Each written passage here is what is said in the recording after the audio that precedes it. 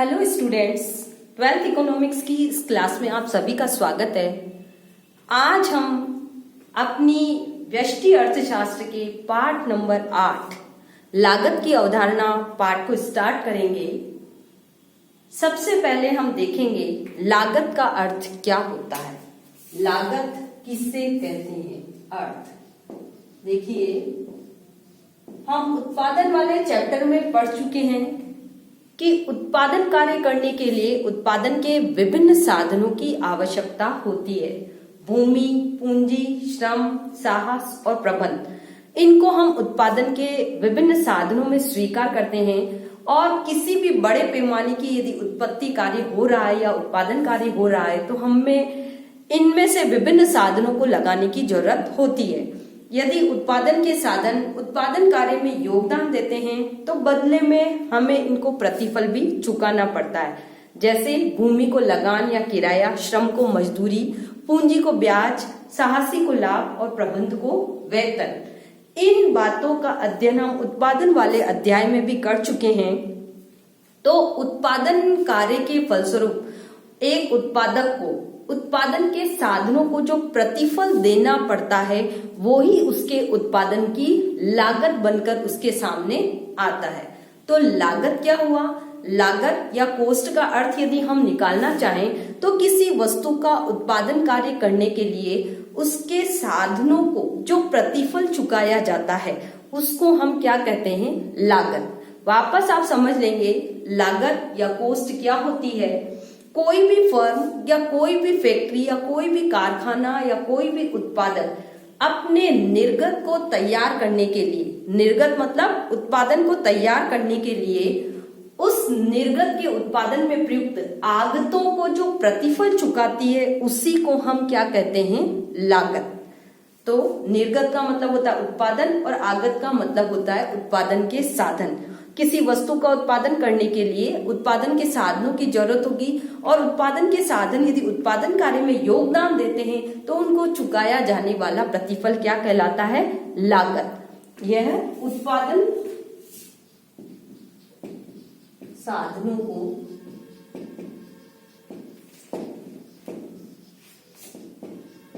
उत्पादन कार्य में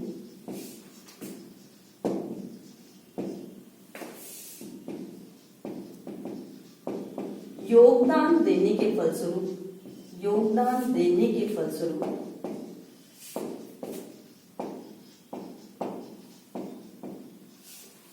चुकाया जाने वाला प्रतिफल है, चुकाया जाने वाला प्रतिफल। तो देखिए, लागत किस पर डिपेंड करेगी? उत्पादन पर। कितनी मात्रा में हमने उत्पादन किया है, जितना अधिक उत्पादन कार्य होगा लागत उतनी अधिक आएगी, जितना कम उत्पादन कार्य उतनी ही लागत कम। यानी लागत किसका फलन है?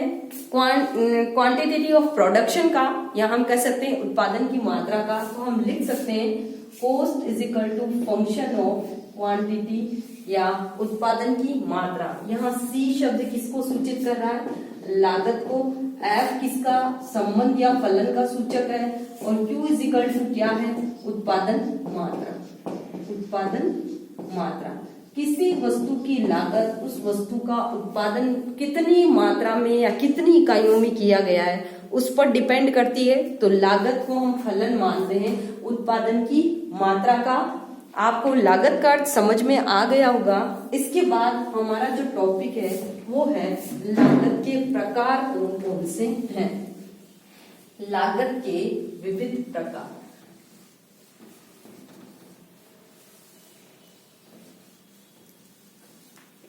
सबसे पहला लागत का यदि हम प्रकार देखें, लागतें विभिन्न प्रकार की होती है, लेकिन सामान्य यदि इसके प्रकारों पर यदि हम दृष्टि डालें तो सबसे पहली जो लागत है उसकी बात करें तो हम कहते हैं मौद्रिक लागत। मौद्रिक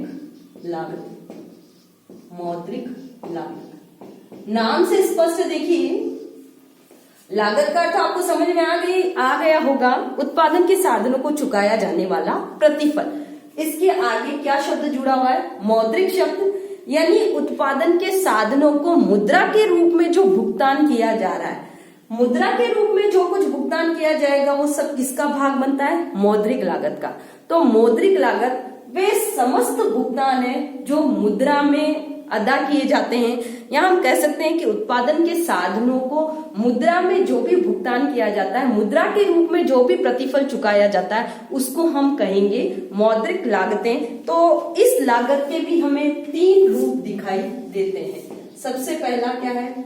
स्पष्ट लागतें, स्पष्ट लागतें। दूसरा है अस्पष्ट लागतें, अस्पष्ट लागत। और तीसरा इसमें जुड़ा हुआ जो तत्व है वो है सामान्य लाभ। यानी मौद्रिक लागत के 3 पार्ट बनते हैं। पहला जिसको हम कह सकते हैं स्पष्ट लागतें, दूसरा अस्पष्ट लागतें, और तीसरा जो है इसका भाग वो है सामान्य लाभ। अब हम इन्हें एक एक करके समझने का प्रयास करेंगे। सबसे पहले स्पष्ट लागत क्या है या स्पष्ट लागतें किससे कहते हैं? चूंकि मौद्रिक लागत का भुगतान मुद्रा में किया जाता है, ये बात तो क्लियर है। जब मुद्रा में किया जाने वाला भुगतान बिल्कुल प्रत्यक्ष और स्पष्ट होता है तो उसको हम कहते हैं स्पष्ट लागतें। यानी स्पष्ट या क्लियर लागत जो हमें दिखाई दी है कि अमुक चीज का भुगतान मुद्रा के रूप में किसी दूसरे साधन को किया गया है। अनेक बार उत्पादन के जो साधन है उत्पादन कार्य में योगदान देते हैं, लेकिन फिर भी उन्हें स्पष्ट रूप से मुद्रा के रूप में भुगतान नहीं किए जाते। तो वे सभी व्यय जिनका भुगतान स्पष्ट रूप से उत्पादन के विभिन्न साधनों को या दूसरे व्यक्तियों को मुद्रा के रूप में कर दिया जाता है, यदि उन्होंने उत्पादन कार्य में भाग लिया है, तो ऐसी लागतों को हम क्या कहते हैं? स्पष्ट लागतें। जैसे कच्चे माल की कीमत, कच्चे माल की जो कीमत है स्पष्ट रूप से किसी दूसरे व्यक्ति को चुकाई जाएगी यदि हमने कच्चा माल किसी और व्यक्ति से लिया है। यदि हमने यहाँ अपने श्रम लगा रखा है, यदि वो शारीरिक और मानसिक रूप से उत्पादन कार्य में कोई योगदान देता है और हम उसके श्रम के बदले में कोई पारिश्रमिक चुकाते हैं या मजदूरी का भुगतान उसे मुद्रा में कर रहे हैं, तो वो भी किसमें आएगा? स्पष्ट लागतों में। ऐसे ही देखिए उधार ली गई पूंजी का ब्याज। अगर हमने हमारे पास पूंजी नहीं है, किसी अमुक व्यक्ति से पूंजी उधार ले रखी है और उसको हमें पूंजी यदि प्रयोग कर रहे हैं तो बदले में ब्याज का भुगतान पैसों में करना होगा, रुपयों में करना होगा, तो वो चीज क्या कहलाएगी? हमारी स्पष्ट लागतें। इसी प्रकार देखिए जो विज्ञापन व्यय है, करों का भुगतान है, वो भी स्पष्ट लागत का भाग बनकर सामने आता है। तो स्पष्ट लागतें हम कह सकते हैं कि वे सभी व्यय जिनका भुगतान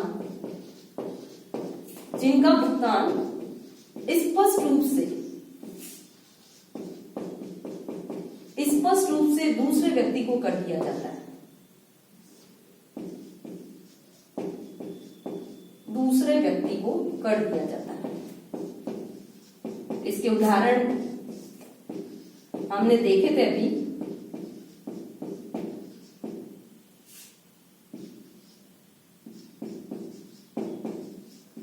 यानी वे सभी भुगतान जो हमने दूसरे व्यक्ति को कर दिए वो तो कहलाएंगे स्पष्ट लागत। अस्पष्ट में क्या होता है? हम मौद्रिक भुगतान तो करते हैं लेकिन वे दिखाई नहीं देते। अनेक बार क्या होता है, उत्पादन कार्य करने वाला जो व्यक्ति है, यानी वो उत्पादन की बहुत सारी गतिविधियों में स्वयं हिस्सा ले लेता है। जैसे उसकी स्वयं की भूमि है, स्वयं की पूंजी है, तो वो जो किराया या लगान या ब्याज का भाग बनेगा उसका भुगतान किसी दूसरे व्यक्ति को नहीं करेगा, और स्वयं ही यदि उस पूंजी का ब्याज या फिर भूमि या भवन का किराया ले लेता है तो उसको हम कहते हैं अस्पष्ट लागतें। अस्पष्ट लागतें यानी उनका भुगतान किसी दूसरे व्यक्ति को नहीं किया गया है, वरन स्वयं उत्पादक यदि अपने उत्पादन साधनों के बदले यदि कोई भुगतान स्वयं ही प्राप्त कर लेता है उसको हम कहते हैं अस्पष्ट लागतें। जैसे स्वयं के मकान या भूमि का किराया, स्वयं के श्रम का पारिश्रमिक, स्वयं की पूंजी का ब्याज। मतलब अस्पष्ट लागतों में भुगतान किसी दूसरे व्यक्ति को नहीं किया जाता, जो उत्पादन करता है स्वयं अपने साधन और सेवाओं के बदले प्राप्त कर लेता है। इनका भुगतान उत्पादन करता स्वयं अपने साधन सेवाओं के बदले प्राप्त कर लेता है, साधन सेवाओं के बदले प्राप्त कर लेता है। तीसरा तत्व जो जुड़ा हुआ है मौद्रिक लागत में वो है सामान्य लाभ। सामान्य लाभ देखिए, कोई भी उत्पादन कार्य यदि हम करते हैं तो उसके अंदर जोखिम तत्व हमेशा बना रहता है कि उस उत्पादन कार्य करने में हमें लाभ मिलेगा या नहीं। यदि उत्पादनकर्ता को कोई लाभ नहीं मिल रहा है, यदि वो जोखिम उठा रहा है उत्पादन कार्य की, तो एक सामान्य जो लाभ बनता है उसको वो हमेशा प्राप्त करना चाहता है। तो ये सामान्य लाभ भी कौन ले लेता है? उत्पादनकर्ता स्वयं, और ये भी मौद्रिक लागत का एक भाग बनकर सामने आता है। यदि ये सामान्य लाभ उत्पादनकर्ता के हिस्से में नहीं आ रहा है तो उत्पादन कार्य रोक देगा, क्योंकि किसी भी वस्तु का या किसी भी सेवा का उत्पादन कार्य यदि किया जाता है तो उसमें जोखिम बनी रहती है, और इस जोखिम के बदले में एक उत्पादनकर्ता जो कुल उत्पादन होता है उसमें से अपना एक हिस्सा लाभ के रूप में, जिसको हम न्यूनतम लाभ भी कह सकते हैं, अधिकतम लाभ तो नहीं, जितनी उसकी लागत लगती है उतना उसे प्रॉफिट तो अवश्य मिलना ही चाहिए। यदि वो ले लेता है उस चीज को तो उस न्यूनतम लाभ को ही हम क्या कहते हैं? सामान्य लाभ की भावना। और ये सामान्य लाभ ही एक उत्पादनकर्ता को उत्पादन कार्य में बनाए रखता है। यदि ये सामान्य लाभ उत्पादनकर्ता को नहीं मिलता तो वो उत्पादन कार्य करने के लिए कभी प्रेरित नहीं होगा। तो पहली लागत का जो प्रकार था वो था मौद्रिक लागत, जिसको हमने 3 रूपों में बांटा। मौद्रिक लागत का अगर सामान्य अर्थ देखें, जिसका भुगतान मुद्रा में किया जा रहा है। अब स्पष्ट लागतें, जिनका भुगतान स्पष्ट रूप से किसी दूसरे व्यक्ति को मुद्रा में किया गया है, जैसे दूसरों की पूंजी का ब्याज, यदि हमने किसी को श्रम पर लगाया है, चाहे वो शारीरिक और मानसिक प्रकार का हो, यदि हम उसको मजदूरी दे रहे हैं, दूसरों की भूमि और भवन किराए पे ले रखा है, हमने स्पष्ट रूप से उसका किराया चुकाया है, तो वो कहलाएगा हमारा स्पष्ट लागत। अस्पष्ट लागतें वे लागतें हैं जिनका भुगतान किसी दूसरे व्यक्ति को नहीं किया जाता, वरन उत्पादनकर्ता स्वयं अपने साधन सेवाओं के बदले प्राप्त कर लेता है, उसको हम कहते हैं अस्पष्ट लागतें। और सामान्य लाभ जो एक उत्पादनकर्ता को उत्पादन कार्य की प्रेरणा देती है और उसे अपने उत्पादन कार्य में बनाए रखने के लिए जरूरी जो लाभ होता है उसको हम कहते हैं सामान्य लाभ। तो ये 3 तत्व मिलकर मौद्रिक लागत बनाते हैं। अब हम लागत का दूसरा प्रकार पढ़ेंगे, सामाजिक लागत। जनरल प्रकार बता रहे हैं अभी हम आपको लागतों के। दूसरा जो है सामाजिक लागत है। सामाजिक लागत। सामाजिक लागत की जो अवधारणा है वो किसने प्रस्तुत की? मार्शल ने दी। मार्शल ने कहा कि किसी भी वस्तु का उत्पादन कार्य करते हैं तो हमें उत्पादन के साधन कहां से मिलते हैं? समाज से। तो चाहे हमें भूमि चाहिए या हमें श्रम चाहिए या प्रबंध चाहिए या पूंजी चाहिए, ये सब साधन हमें कहां से मिलते हैं? पारिवारिक क्षेत्र से। परिवार मिलकर समाज बनाते हैं। तो चूंकि उत्पादन कार्य में यदि वे उत्पादन के साधन योगदान कर रहे हैं तो उन्हें कोई न कोई कष्ट या त्याग जरूर करना पड़ता है। कैसे? यदि श्रमिक अपना श्रम दे रहा है, चाहे वो शारीरिक या मानसिक प्रकार का है, तो उसे शारीरिक थकान होगी, या मानसिक श्रम कर रहा है तो उसका जो मस्तिष्क है वो थकेगा। ऐसे कोई व्यक्ति अपना भूमि भवन देता है तो कुछ समय के लिए उसे थोड़ा त्याग करना पड़ता है। कोई यदि व्यक्ति पूंजी किसी को उधार दे रहा है तो उसे कुछ समय के लिए अपनी पूंजी से वंचित होना पड़ता है। तो इन सब त्याग और परिश्रम के बदले व्यक्ति कोई न कोई पारिश्रमिक या कोई न कोई प्रतिफल प्राप्त करने की आशा रखते हैं। तो चूंकि उत्पादन कार्य करने के लिए साधन समाज से प्राप्त होते हैं और उत्पादन कार्य करने में समाज के व्यक्तियों को ही कष्ट और त्याग सहन करने पड़ते हैं, इसीलिए सभी प्रकार की लागतें कैसी होती है? सामाजिक प्रकार की। तो सामाजिक लागत की जो अवधारणा है वो मार्शल ने दी और उन्होंने बताया कि उत्पादन प्रक्रिया के दौरान उत्पादन के साधनों को उत्पादन कार्य में लगाया जाता है तो समाज के व्यक्तियों को कोई न कोई कष्ट या त्याग सहन करना पड़ता है। इस कष्ट और त्याग के बदले जो प्रतिफल दिया जाता है उसी को हम कहते हैं सामाजिक लागत। क्योंकि कष्ट और त्याग समाज के व्यक्तियों को हो रहा है, इसीलिए लागतें भी कैसे प्रकार की होती है? सामाजिक प्रकार की। लागत का जो तीसरा प्रकार है वो है अवसर लागत, जिसको हम इंग्लिश में अपॉर्चुनिटी कॉस्ट भी कहते हैं। अवसर लागत किसे कहते हैं? ये परीक्षा में बहुत बार प्रश्न पूछ लिया जाता है। पहले पाठ में भी हम इसकी चर्चा करेंगे।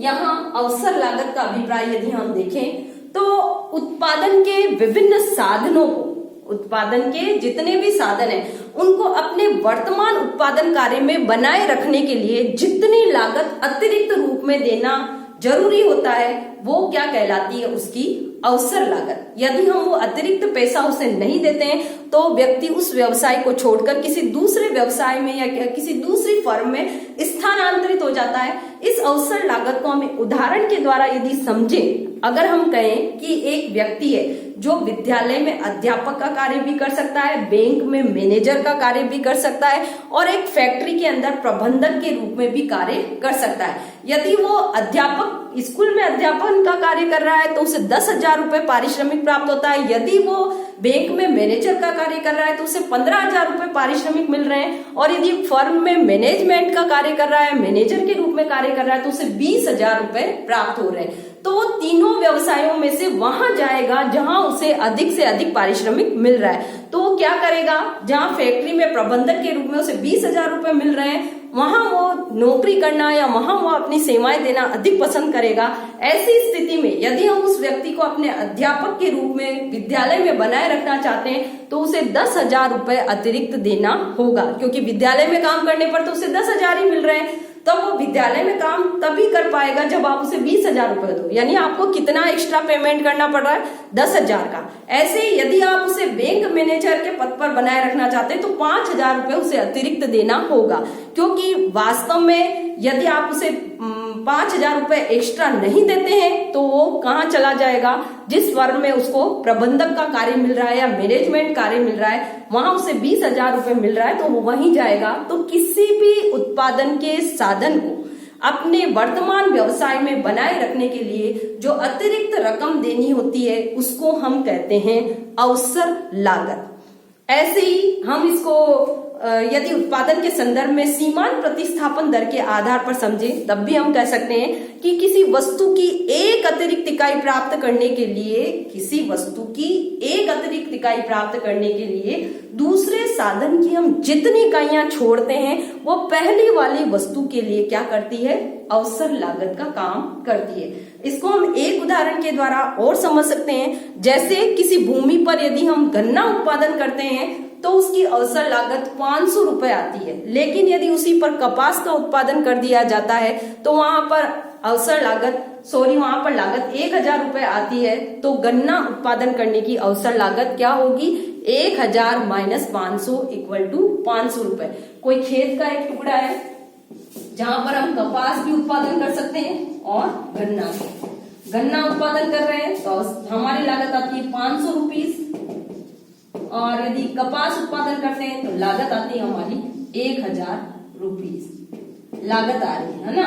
तो हम क्या करेंगे, वहां कपास उत्पादन करेंगे। कपास उत्पादन करने की अवसर लागत कितनी आ रही है हमारी, 500 रुपए अतिरिक्त आय मिल रही, तो व्यक्ति कपास उत्पादन करना चाहेगा। ऐसी स्थिति में गन्ना उत्पादन करने की जो अवसर लागत बनेगी वो होगी 1,000 माइनस 500 इक्वल टू 500 रुपए।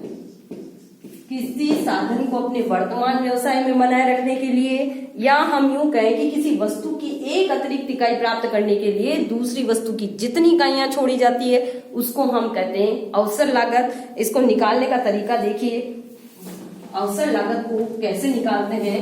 अवसर लागत ज्ञात करने का सूत्र है, अवसर लागत या अपॉर्चुनिटी कॉस्ट इक्वल टू होता है वर्तमान आय माइनस वैकल्पिक आय। तो आज के वीडियो में हमने लागत का अर्थ और उसके विभिन्न प्रकार, मौद्रिक लागत क्या होती है, अवसर लागत क्या होती है और सामाजिक लागतें जो मार्शल द्वारा प्रतिपादित की गई उनका अर्थ देखा। अगर आपको कोई परेशानी है तो मेरे व्हाट्सएप नंबर पर कॉल करें, अन्यथा धन्यवाद।